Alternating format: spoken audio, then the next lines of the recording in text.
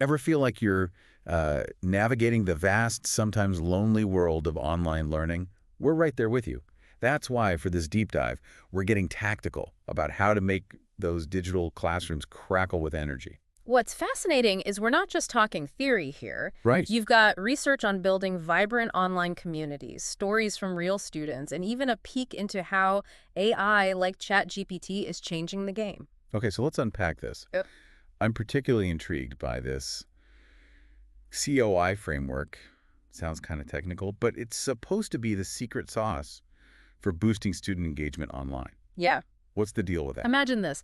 You're not just designing a course, you're cultivating a community of inquiry.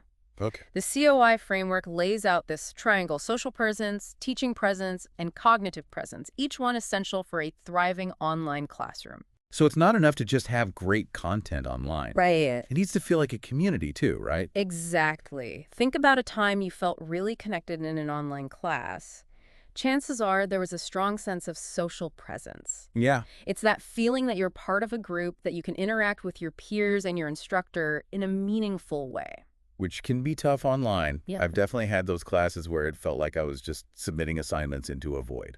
Right, and that's where teaching presence comes in. Okay. Now, this isn't just about the instructor showing up online, it's about how they guide the learning experience. Right. Are they making the content clear and engaging?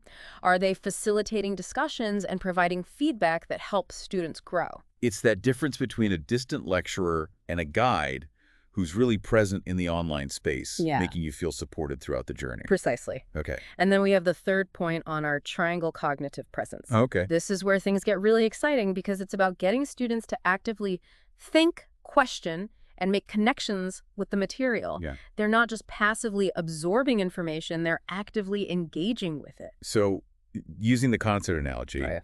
it's like the difference between just hearing the music and truly listening to it, analyzing the instruments, connecting with the lyrics, maybe even feeling inspired to create your own music afterward. You've got it. And when you have all three elements of the COI framework working together, social presence, teaching presence, and cognitive presence, you create a powerful learning experience. And this is where Professor H comes in, right? She's the rock star educator who supposedly cracked the code on using COI to create these incredibly engaging online classes. Exactly. Wow. Her students consistently rave about how connected they feel to their classmates, how supported they feel by her, and how much they're getting out of the material. But what's interesting to me is how she does it, especially with potentially dry topics like essay structure. Right? You know, that thing they teach in every writing class that seems formulaic and, well, kind of boring. This is where it gets really clever. Okay.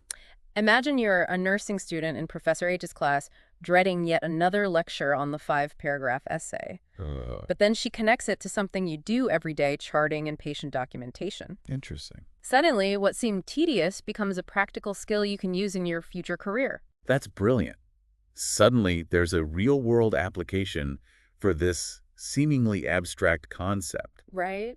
I bet that makes a huge difference in terms of student motivation. Absolutely. And it highlights a crucial point about online learning. Okay. Tapping into intrinsic motivation is key. Yeah. Think back to a time when you were genuinely excited to learn something new. Yeah. It wasn't just about grades or external pressure, right? Definitely not. It was that spark of curiosity, Yeah. that desire to understand something just for the sake of it. Right. Exactly. And that's what Professor H is able to cultivate in her students, even in an online environment. Interesting. But not every student walks into her class with that fire already lit.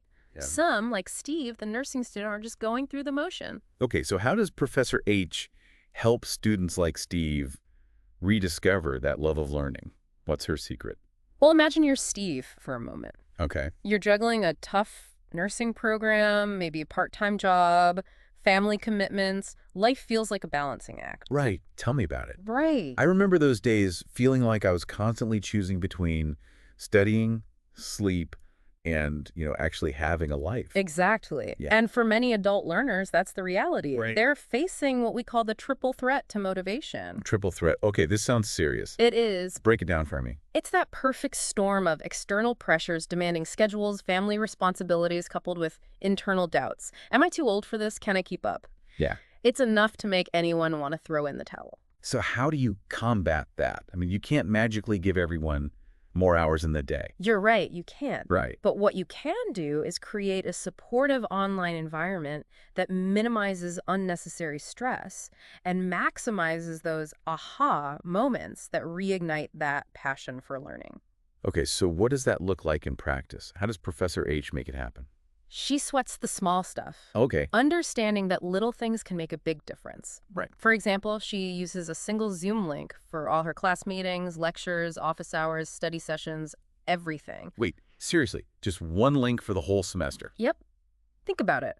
No more scrambling for the right link 5 minutes before class starts. No more password fatigue. Right. It's one less thing for students to worry about. Right. And it creates a sense of consistency and community. It's funny how such a small tweak can have such a big impact on the overall learning experience. It is. It's like saying, hey, we get it, you're busy, let's simplify things. Exactly. Yeah. And this focus on creating a supportive, inclusive environment extends to how Professor H approaches neurodiversity in her online classroom. This is so important. We can't talk about online learning without recognizing that everyone learns differently. Absolutely. Yeah. Professor H understands that not everyone thrives in a traditional lecture format, so she incorporates a variety of teaching methods and technologies to cater to different learning styles. So it's about creating a digital space where everyone feels welcome and supported, regardless of how they learn best.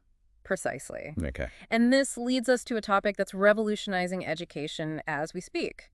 Artificial intelligence. We've got ChatGPT, personalized AI tutors, the whole shebang. Okay. Before we dive into the AI rabbit hole, and trust me, I'm fascinated by this, can you give me the quick rundown on ChatGPT? I feel like everyone's talking about it, but I'm not quite sure I fully get it. Imagine having a conversation with a supercomputer that's read practically everything ever written. Okay. That's ChatGPT in a nutshell. It can generate human-quality text, answer questions, even write different kinds of creative content. Okay, that's both incredible cool and slightly terrifying. Right. So how are students actually using this in Professor H's class? What's fascinating is that it's not just about replacing traditional assignments. Right. It's about using AI as a tool to enhance learning. Oh, eh? For example, students might use ChatGPT to brainstorm essay topics, get feedback on their writing, or even explore different perspectives on a complex issue. So it's like having a 24/7 brainstorming partner or writing coach, Yeah. but with access to a vast database of information. Exactly. Wow, that's kind of amazing. And there's another player in the AI arena we need to talk about. Okay. LAPU University's AI course assistant, Spark. All right, Spark. Yes. Tell me more about this AI tutor. Okay. What makes it different? Think personalized explanations tailored to your specific questions, instant feedback on your work, and the ability to translate complex topics into simpler language. Okay. It's like having a personal tutor available at your fingertips any time of day or night. Okay, I can see how this could be a game changer, especially for students who might not have access to traditional tutoring resources or who learn better at their own pace. But let's be real, there have got to be some concerns about AI in the classroom, right? Yeah. It's like we're on the verge of this amazing technological shift, but we've got to make sure we don't lose sight of the human element in education. Absolutely. Right. We need to be asking the tough questions. Yeah. How do we prevent plagiarism in the age of AI-generated text? Right. How do we ensure students are developing their own critical thinking skills rather than becoming overly reliant on AI? That classic fear, right? Are we heading towards a future where robots replace teachers and students are just passively absorbing information from AI tutors? And that's where Professor H's approach is so refreshing. Totally. She's not afraid to embrace these new technologies, but she's also incredibly mindful about how she integrated them into her teaching. So it's not about replacing the human connection. Right. It's about finding ways to enhance it with AI. Precisely. Right. Think of AI as a powerful tool that can help us create even more engaging and effective learning experiences. Yeah. But like any tool, it needs to be used thoughtfully and ethically. And that's the challenge, finding that balance between innovation and responsibility. It's a conversation that requires input from educators, students, and frankly, anyone who cares about the future of learning. Well, you've definitely given us a lot to think about today. Yes. We've gone from the theoretical, building communities of inquiry, Right. to the practical Professor H's ingenious strategies for boosting student engagement, Yeah. and even dipped our toes into the exciting and sometimes daunting world of AI in the classroom. It's been quite the journey. It really has. So for anyone listening who's feeling inspired to breathe some life into their online learning experience, What's one small change you can make today?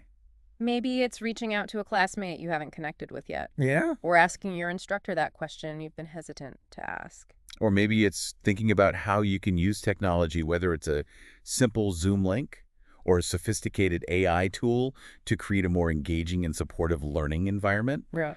Whatever you do, just remember, even in the digital world, connection is key. Couldn't have said it better myself. That's all the time we have for today's deep dive into the world of online learning. Yes. But this is just the beginning of the conversation. Until next time, keep those virtual classrooms buzzing.